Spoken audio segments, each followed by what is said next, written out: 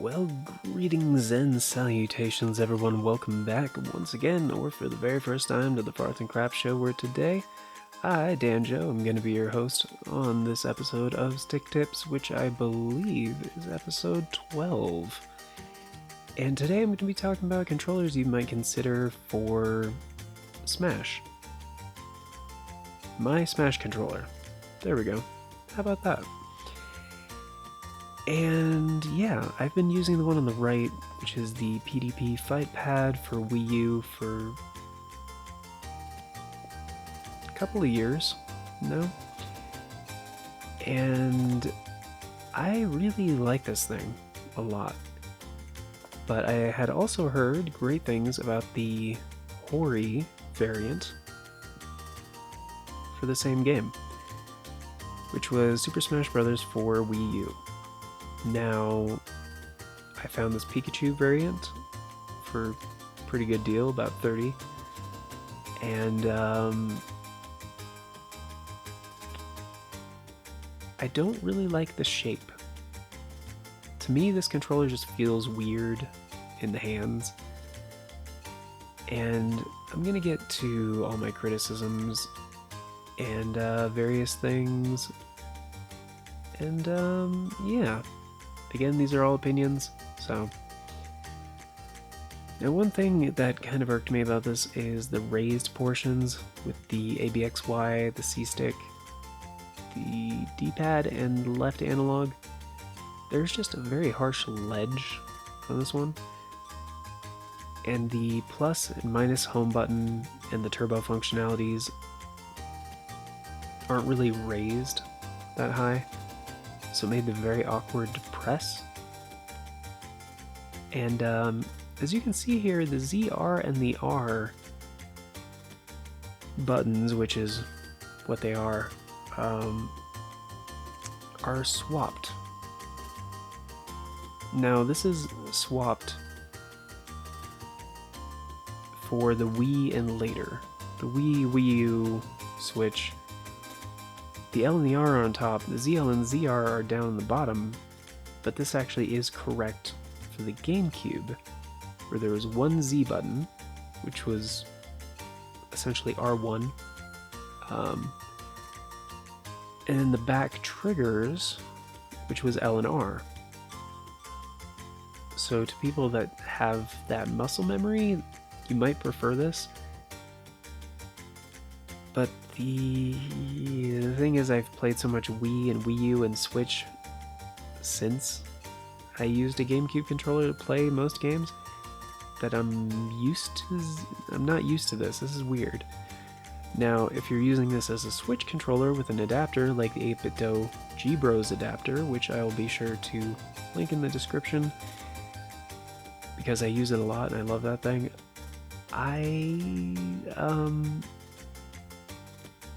yeah, this felt weird. Also, the shoulder buttons are very squishy, so it's kind of hard to tell if it's a press or not. Whereas the ABXY have a lot of resistance to them. So I might have just got a bad one. I might have got a defect. I don't know. Because, well, I'll get to why in a minute.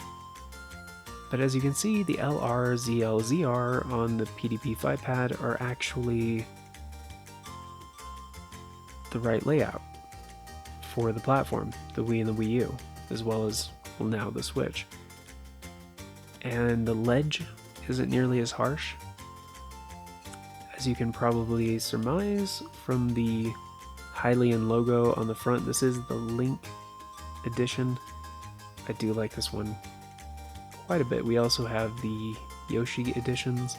We actually have two of each because I picked these up when they were quite cheap, and sometimes you can still find them for quite cheap. I paid around 10 to 15 bucks for each one. So the next thing on the Hori battle pad, and again, this is the battle pad for Wii U, not the Switch variant. They have a redesigned, more recent one, and I'm not talking about that. The D-pad is a little bigger, like a normal D-pad on this, and I was really expecting to like it a lot because, in my opinion, Hori makes some of the best D-pads on the market, really. And the C-stick was mounted a little bit to the right of the center of the cutout. And I thought this was super strange. It had a lot more travel to the left than the right, which wouldn't be a big problem if you're just using it for Smash, and it's for those flicks, essentially. You have it mapped to your Smashes. But using it for any other kind of game where it might be the camera or something, it just, no. I don't like that. And again, I mentioned the ergonomics real quick earlier. I don't understand the shape of this controller. It's not like a GameCube controller, and it's so different from the PDP one.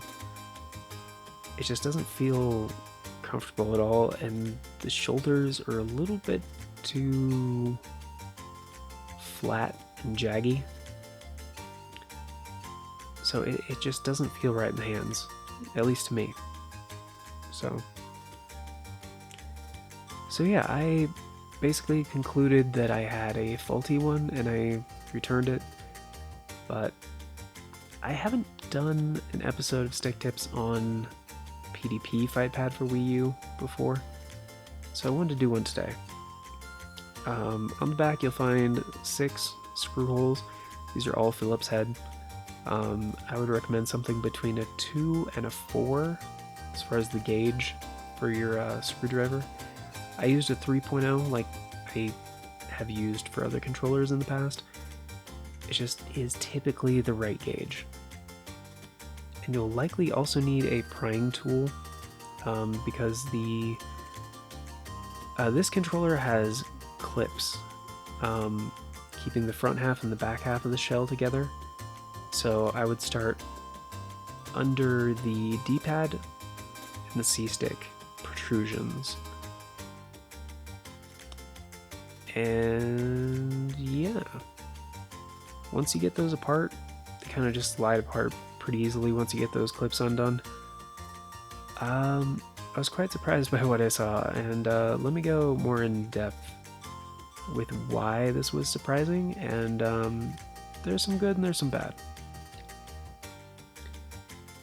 Now, with the ZL and ZR, or in the case of a original GameCube controller, the L and the R, these are buttons.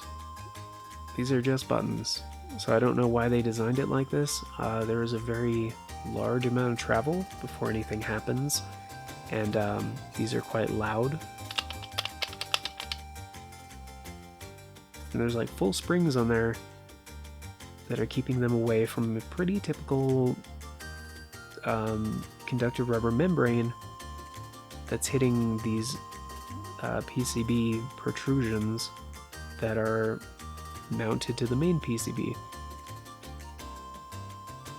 If they just set them up like regular buttons on the back, I feel like it would have felt more natural, although it does feel familiar if you're very used to the typical GameCube controller. And on the front half of the shell, I noticed the conductive rubber membranes for the ABXY looked a little strange there. I did notice there were like 2 poles kind of keeping it situated in between the, what is that, the B and the Y, as well as the X and the Y. And on the right, the L and R shoulder buttons, pretty standard, but they used metal instead of plastic to provide the resistance when those buttons are pressed, which isn't necessarily bad. I just thought it was kind of strange. I wanted to point that out.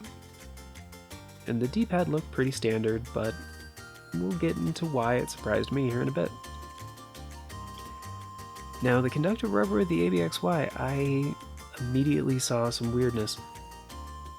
first of all, there's a divot for the A button. So, and the A button is 2 pieces. So there's the decorative part that sits on top of the plunger. But the plunger has a peg. And so the peg sits in the divot and the A sits on top of that, and it's just so satisfying to press. But I was so confused why they made this 2 separate pieces instead of like gluing them together or just using one mold. Because the A button part that you press is literally just like a decorative piece of plastic that sits on top of the other piece of plastic. Completely flat. So that was a little confusing, but also really cool that essentially the A button that is the center of all of your face buttons on a GameCube style controller is quite literally mounting the rest of it. And so it just makes sense. And the fact it just feels so good. The A button feels so good to press. I love it.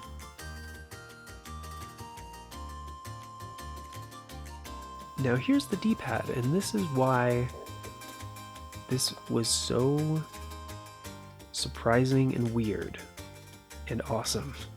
Like, so awesome. The D-pad mold, the hard plastic portion, has little pegs at the edge of each cardinal direction that sits inside of a divot on the conductive rubber membrane, which, by the way, these things are a little extra thick and better, honestly, like much better quality than what I was expecting. So this thing is making contact at 5 different points and also sits within 5 different receptacles on the D-pad, which also has a raised surface that sits around part of the shell to make sure that the conductive rubber isn't going anywhere. So it's basically an isolated D-pad, kind of like I mentioned in the PDP Pro Controller for Wii U episode. Same guys, PDP, same generation, Wii U, just different style controllers. And this design is so cool. Like, this concept, I wish I had seen this in other controllers, but I've never seen this before. So, PDP, if you guys end up seeing this at any point, please do this in other controllers. In fact, for the hard plastic mold, just make it like a Genesis or a Saturn style D-pad. That would be amazing. I would love that. And yeah, these things were dirty, but I just wanted to show you like how they look or would look sitting inside the controller. That's a tall boy. That is a very tall boy. Between the actual PCB that it's communicating with and your thumb, there's like a full inch there, which is way too much travel. So if this thing was a lower profile, kind of hard plastic mold, and it was actually a full-size D-pad, because this thing is literally the same size, like diameter, as the D-pad on a Wiimote. And I kind of wish I took a shot of them side by side so you guys can see how identical these things look. In fact, it might have been... No, it's not the same mold because it's not nearly as high. But these were officially licensed controllers for the Wii and Wii U, so... And front-facing PCB, nothing crazy going on here. These are, like, the analog stick caps didn't come off. So don't try removing them, you might damage something. But the actual modules, the analog stick modules, were kind of jumbo, which would explain why they feel so good on this controller. And I did like the isolation that they did on the individual inputs. It just good layout here. And something you might recognize from the last episode of Stick Tips. It's the same mechanical switch from the L1 and R1 in the Nacon wired compact controller. Now, I don't know for a fact, because, you know, I can find a part number on this thing, but it looks identical, and it's pretty much the same even in the way that it's mounted to the PCB, but that explains why it feels so good as like a click, you know? It's much better than the hoary battle pad for Wii U, I guess. That's what I'm gonna call it for now. And so yeah, if you're using this for Smash, maybe just have shield on L and grab on R, or vice versa, depending on what you're used to. And that way you don't even have to use ZL or ZR and deal with that nonsense. But yeah, these things feel great. I love these things. And just for kicks and giggles, I wanted to show you guys the Yoshi variant. This is Jade's. We put the orange and yellow grippets on the analog stick heads, because yeah, without them, the analog stick heads are not very grippy at all, so it's kind of a little bit awkward to use. And so yeah, I would recommend using something like that to essentially get a little bit more control on this thing. And yeah, that's another thing too. I just love the look of these things. They feel great, they look great. And there's some great adapters out there if you want to use these as a Switch or a PS4 controller. And I've talked about those in my adapters episode, so. But yeah, for now I'm just going to use the Gbros adapter in wired mode. To show you guys a little bit of gameplay in Super Smash Bros. Ultimate. Looks like we're good on time. And this is Dragon Roost Island from Legend of Zelda, The Wind Waker. Because it is the year of Zelda, 2021, and I mean, maybe Nintendo already made an announcement by the time this video goes out, I don't know. But yeah, let me hop into training mode real quick. And we will keep the same, where is it? Same music going.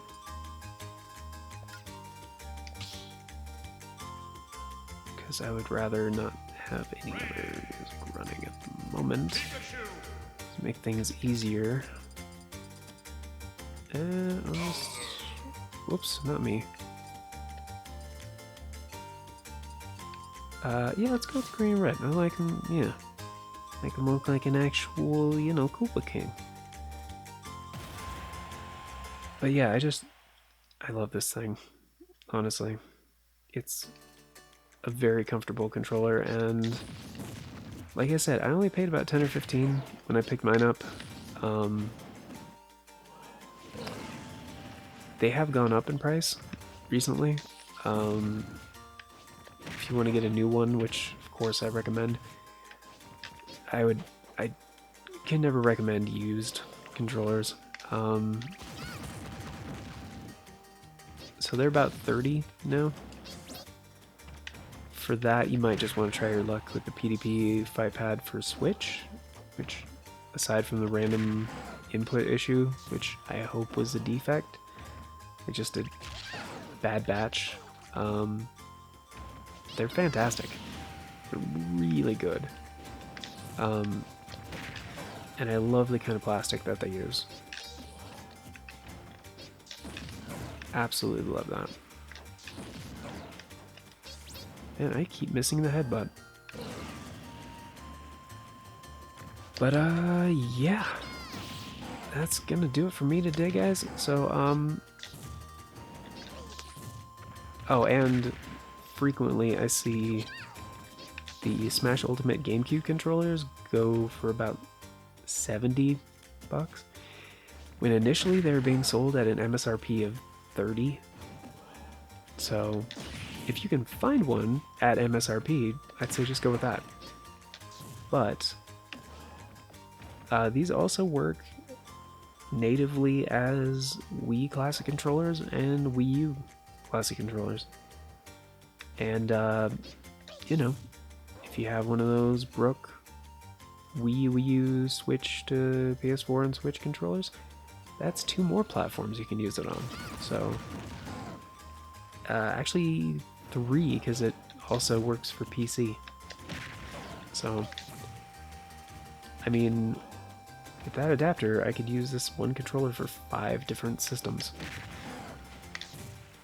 That's pretty big. Pretty big.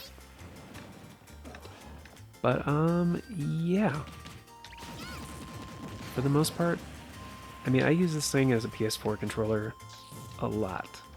Because I can just use it as a wired controller with this adapter and not dealing with like input lag or anything like that. I just prefer wired controllers, so that's a big part of my recommendation. And of course I screwed up right there, but yeah, that's gonna do it for me today, guys. So thank you for stopping by the Frozen Crab Show. If you thought my Smash playing was terrible, you're right. I mean, I'm not, you know, just kind of confirming inputs right now. And yeah, if you found it interesting or helpful or any of that stuff, or if you have a suggestion, let me know in the comments, and I will get to those as I check every comment that comes into the channel. And till next time, guys, game on.